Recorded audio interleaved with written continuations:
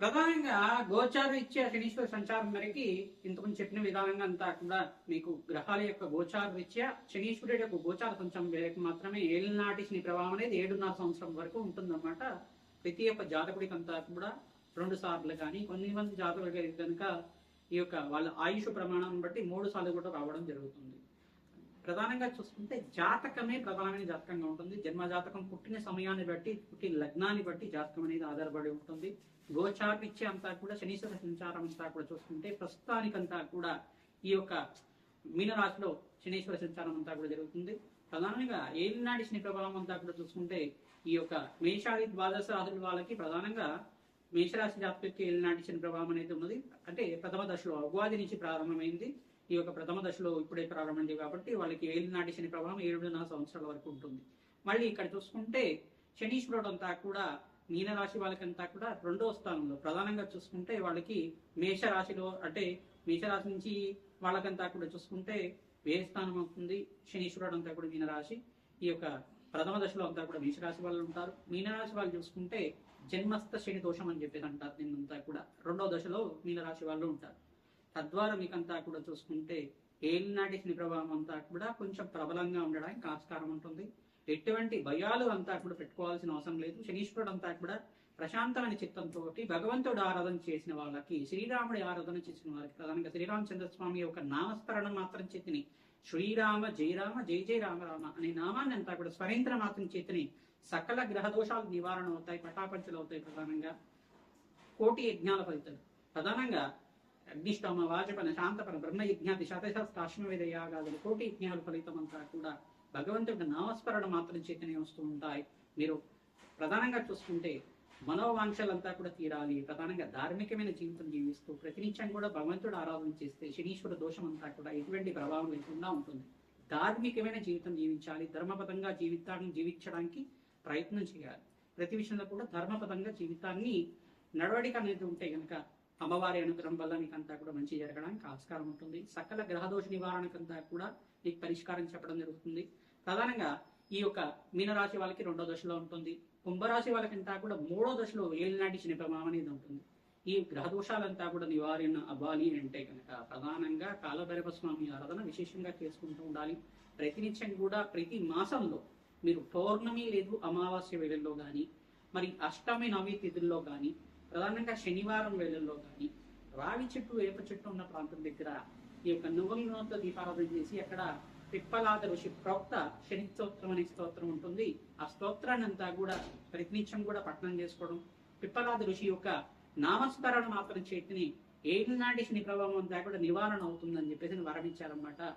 ఈ యొక్క తద్వారా పిప్పలాద ఋషి యొక్క చరిత్రంతా కూడా పారాయణం చేసుకోవడం, వెంకటేశ్వర స్వామి వారికి ఆరాధనతో మీరు పిండి దీపారాధన అంతా కూడా ఆచారం మేరకు మీకు అదంతా కూడా ఇంట్లో పిండి దీపారాధనంతో చేసి వెంకటేశ్వర స్వామి వారి యొక్క నామస్మరణ చేసుకోవడం, గోవిందనామాలు కానీ అష్టోత్తరనామాలు కానీ తులసిమాల సమర్పించి అంతా కూడా తులసితోటి అష్టోత్తరనామాలు అంతా కూడా ఆచరించడం వల్ల ఏలినాటి శని ప్రభావం పోతుంది.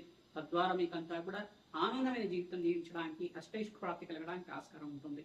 కర్మఫలదాత శని అంతా కూడా ప్రధానంగా చూసుకుంటే శనిశ్చరాయ నమః, నిదానంగా నడిచేవారు అని చెప్పి మందగమనుడు అని చెప్పేసి చెప్తారు. ఛాయా మార్తాండ సంబోధుడిగా చెప్పడం జరుగుతుంది. న్యాయ నిర్ణేతగా, న్యాయ ఫలదాతగా కర్మ ఫలితాన్ని అనుభవించే విధంగా చేయడం జరుగుతుంది. శనీశ్వరుడు అంతా కూడా ప్రధానంగా చూసుకుంటే ధర్మపదంగా జీవితం జీవించే వాళ్ళకి ఎటువంటి దోషాలంతా కూడా లేకుండా చేస్తారు.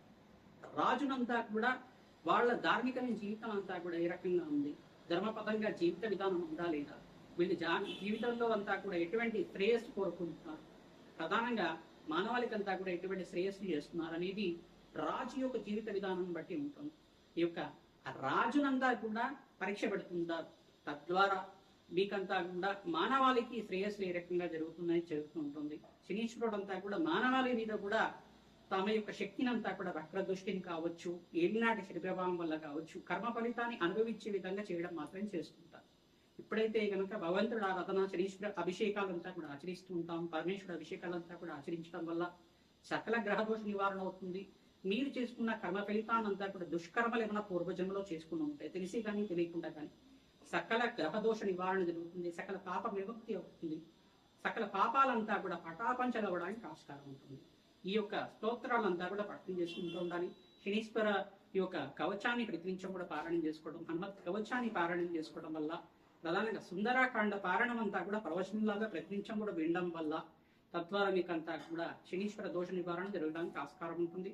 ప్రధానంగా బాలకాండని, రామాయణంలో బాలకాండనంతా కూడా వినడం వల్ల మీకు సకల గ్రహ దోష నివారణ అవడానికి ఆస్కారం ఉంటుంది. సీతారాముల కళ్యాణ ఘట్టానంతా కూడా ప్రతినిత్యం కూడా పారాయణం చేసుకోవాలి.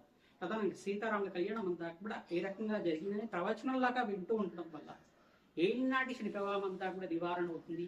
సంతాన అభివృద్ధి కలుగుతుంది, సత్సంతాన యోగం కలుగుతుంది, శీఘ్ర కళ్యాణ యోగం కలగడానికి ఆస్కారం ఉంటుంది, వంశాభివృద్ధి కలగడానికి ఆస్కారం ఉంటుంది, అష్టైశ్వర ప్రాప్తి కలగడానికి ఆస్కారం ఉంటుంది.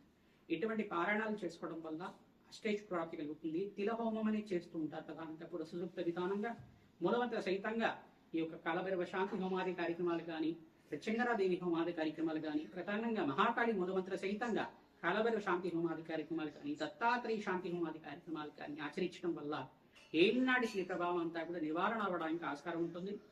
ప్రధానంగా హనుమతారాధనలో భాగంగా ప్రతినిత్యం కూడా సింధూరాభిషేకాది కార్యక్రమాలు, వడమాల సమర్పించడం, నాగవళి దళార్చన పూజ అంతా కూడా ఆచరించడం, అరటి పళ్ళంతా కూడా స్వామివారికి నివేదన చేసి, అరటి పళ్ళతో అష్టోత్తర నామాలు సహస్రనామాలతో చేసి, ఆ అరటి పళ్ళంతా కూడా స్వామివారికి నివేదన చేసి, ఆ అరటి పళ్ళతోటి హోమానంతా కూడా ఆచరించడం, మూలమంత్ర సహితంగా శ్రీరామ మూలమంత్ర సహితంగా హనుమత్ మూలమంత్రంతో సంపుటితం చేసుకొని హోమానంతా కూడా ఆచరించి, ఆ అరటి పళ్ళంతా కూడా నివేదన చేసిన అరటి పళ్ళని కూడా భక్తులకి పంచడం వల్ల మీ జాతకరీత్యా ఉన్న సకల గ్రహదోష నివారణ అవుతుంది.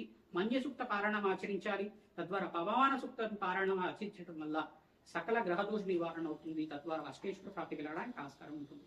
శ్రీరామ జయ రామ జయ జయ రామ రామ నామాన్ని ప్రతినిత్యం కూడా నామాన్ని స్మరణం చేయండి. తద్వారా నామస్మరణ చేసుకుంటూ హనుమతాలయంలో ప్రదక్షిణాలు చేయడం, ప్రధానంగా శ్రీరామచంద్ర స్వామి ఆలయంలో కూడా ప్రదక్షిణాలు ఆచరించడం, ప్రతినిత్యం కూడా నవగ్రహాలకి 27 ప్రదక్షిణాలు చేయడం వల్ల మంచి పుణ్యం కలుగుతుంది. సకల గ్రహదోష నివారణ అవుతుంది. ఏలినాటి శని ప్రభావం, అర్ధాష్టమ శని ప్రభావం అంతా కూడా నివారణ అవడానికి ఆస్కారం ఉంటుంది. ప్రధానంగా ధనుస్సు రాశి జాతకులకంతా కూడా చూసుకుంటే దృష్టి అనేది పడింది. ప్రధానంగా దశమ దృష్టి అంతా కూడా ధనుసు రాశి జాతకులకంతా కూడా పడింది. సప్తమ దృష్టి అంతా కూడా కన్యారాశి వాళ్ళకంతా కూడా పడింది.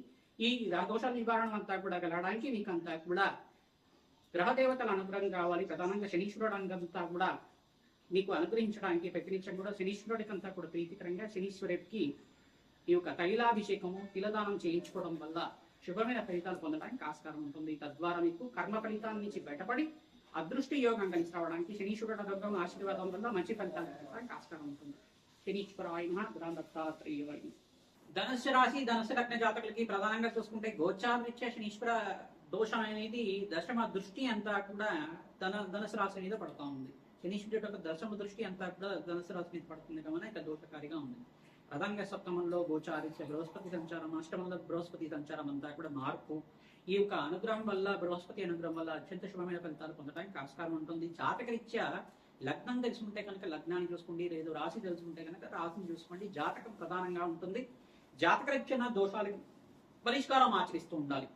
ప్రధానంగా హనుమతారాధనలో భాగంగా అప్పాల మాలనంతా కూడా స్వామివారికి అంతా కూడా మెడలో హారంలాగా చేసి ఆ ప్రసాదం అంతా కూడా భక్తులు పంచడం వల్ల జాతకరీత్యా ఉన్న జన్మస్థ ఈ యొక్క శనీశ్వర దోషం అంతా కూడా జాతకరీత్యా ఉన్న దోషాలందరూ కూడా నివారణ అవడానికి ఆస్కారం ఉంటుంది. గోచారీత్య కూడా ఇక్కడ దృష్టి అనేది ప్రభావంగా పడుతుంది కావున శనీశ్వరుడి యొక్క దృష్టి ప్రభావం వల్ల కూడా అనుకూలతలు కొన్ని వాయిదా పడుతుండడం, తరచుగా శ్రమతో కూడిన సంపాదన పెరుగుతుండడం, ఎంత శ్రమించినా కానీ అనుకున్న సంపాదన లేకపోవడం, ఇట్లాంటి ప్రభావం అనేది చూపిస్తూ ఉంటుంది. దూర ప్రయాణాలు ఎక్కువ చేయడం, వాహన ప్రమాదాలు జరుగుతూ ఉండడం, వాహనాల వల్ల కొంచెం అనారోగ్య ఇబ్బందులు అనేవి జరుగుతూ ఉండడం, తరచుగా ఏమన్నా దెబ్బలు తగ్గడం కానీ ఇట్లాంటివి జరుగుతూ ఉంటాయి. ప్రధానంగా ఈ ప్రభావం నుంచి బయటపడడానికి, ఈ యొక్క అపముచ్చి దోషాల నుంచి బయటపడడానికి శనీశ్వర గ్రహదేవతకు ప్రీతికరంగా, శనీశ్వరుడు ప్రీతికరంగా శని భగవానుడి యొక్క కవచాన్ని పారాయణం చేయించడం, శనివారం శనిహోరులు అంతా కూడా తిలదానము, తిలహోమాన్ని ఆచరించడం వల్ల బ్రాహ్మణత్వం అంతా కూడా మహావిష్ణు స్వరూపంగా భావించి, దత్తాత్రేయ స్వరూపంగా భావించి ఈ యొక్క నువ్వుల దానము, వస్త్రదానం అంతా కూడా చేయడం వల్ల మీకు అత్యంత శుభమైన ఫలితాలు పొందడానికి ఆస్కారం ఉంటుంది. పిప్పలాద ఋషి యొక్క చరిత్రని పారాయణ చేసుకోవాలి. నలదమయంతి యొక్క చరిత్ర, ప్రధానంగా ఎవరైతే కనుక నలదమయంతి యొక్క చరిత్రనంతా కూడా పారాయణం చేస్తుంటారో సకల గ్రహదోష నివారణ అవుతుంది. ప్రధానంగా చూసుకుంటే ఈ యొక్క శనీశ్వర గ్రహ ప్రభావం అంతా కూడా నివారణ అవడానికి ఆస్కారం ఉంటుంది. ప్రధానంగా ఈ 4 నామాలంతా కూడా నామస్మరణ చేసుకుంటుండాలి. ప్రధానంగా చూసుకుంటే ఈ నామస్మరణ చేసుకున్న మాత్రం చేతిని కలియుగంలో కలి ప్రభావం అంతా కూడా పోయి మీకంతా కూడా అత్యంత శుభమైన ఫలితాలు పొందడానికి ఆస్కారం ఉంటుంది. ప్రధానంగా శనీశ్వర గ్రహదోష నివారణ కూడా అవ్వడానికి ఆస్కారం ఉంటుంది. నల దమయంతి చరిత్రనంతా కూడా నల మహారాజు నల దమయంతి యొక్క చరిత్రనంతా కూడా పారాయణం చేసుకుంటూ ఉండాలి. ప్రవచనం లాగా వింటూ ఉండాలి. కథ ఉంటుంది నల దమయంతి యొక్క కథ. ఆ కథనంతా కూడా పారాయణం చేసుకోవడం వల్ల అపముచ్చు దోష నివారణ అవుతుంది. రాజ్య సంపదలు లభిస్తాయి. అష్టేశ్వర ప్రాప్తి కలగడానికి ఆస్కారం ఉంటుంది. ధనుసు రాశి జాతకులు దత్తాత్రేయ ఆరాధన యొక్కరంగా ఉంటుంది. గోమాత సేవ అత్యంత శుభమైన ఫలితాలు ఇస్తుంది. ప్రధానంగా చూసుకుంటే కర్కోటకస్య నాగస్య నాగరాజస్య ప్రధానంగా నలదమయంతి నలమహారాజస్య ఇంకా ఋతుపర్ణుడు ప్రధానంగా ఋతుపర్ణుడు రాజు ఇంకా రాజశ్రీ మహారాజుగా ఉంటారన్నమాట. ప్రధానంగా ఈ ఋతుపర్ణుడు అనే మహారాజు అంతా కూడా షట్చక్రవర్తుల్లో మహాచక్రవర్తిగా చెప్పడం జరుగుతుంది. మహాచక్రవర్తి మహాజ్ఞానిగా చెప్పడం జరుగుతుంది. ఈయనంతా కూడా వేదాంత పండితుడిగా చెప్పడం జరుగుతుంది. రాజశ్రీని కొద్దివాడో చెప్పడం జరుగుతుంది. ప్రధానంగా ఋతుపర్ణుడు నామస్మరణ చేసుకోవడం, కర్కోటకుడు నాగరాజుని తర్వాత నలదమయంతుని నలమహారాజుని నామస్మరణ చేసుకోవడం మాత్రం చేతని కలి ప్రభావం అంతా కూడా నాశనం అవుతుందట. తద్వారా మీ జాతకరీత్యా ఉన్న శనీశ్వర గ్రహదోష నివారణ కూడా అవుతుంది. తద్వారా జాతకరీత్యా ఉన్న దోషాలే కాకుండా జన్మాంతరమైన మహాపాపాలన్నీ కూడా పటాపంచలన్నీ కూడా అవ్వడానికి ఆస్కారం ఉంటుంది. మహాపాతకాలంతా కూడా నివారణ అవుతుంది. కర్కోటకుడు ప్రధానంగా నాగరాజు తర్వాత నలదమయంతి నలమహారాజు ఋతుపర్ణుడు వీళ్ళంతా కూడా అత్యంత శుభమైన ఫలితాలు ఇచ్చేవాళ్ళు. మన ప్రతినిత్యం కూడా ఈ 4 నామాలంతా కూడా నామస్మరణ మాత్రం చేతని మీకంతా కూడా శుభమైన ఫలితాలు పొందడానికి ఆస్కారం ఉంటుంది. శ్రీమాత్రేమ ద్రావత్తాత్రేమ సంశనీశ్వరాయ.